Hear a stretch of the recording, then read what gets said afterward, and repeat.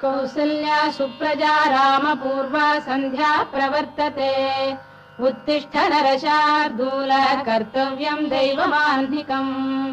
कौसल्या सुप्रजा रामपूर्वा सन्ध्या प्रवर्तते उत्तिष्ठ नरशार्दूल कर्तव्यं दैवमाह्निकम् उत्तिष्ठोत्तिष्ठ गोविन्द उत्तिष्ठ गरुडध्वज उत्तिष्ठ कमलाकान्ता त्रैलोक्यं मङ्गलं कुरु उत्तिष्ठोत्तिष्ठ गोविन्द उत्तिष्ठ गरुडध्वज उत्तिष्ठ कमलाकान्ता त्रैलोक्यं मङ्गलं कुरु मातः समस्त जगतां मधुकैटभारेः वक्षो विहारिणि मनोहर दिव्यमूर्ते श्रीस्वामिनि श्रुत जनप्रियदानशीले श्रीवेङ्कटेश दयिते तव सुप्रभातम्।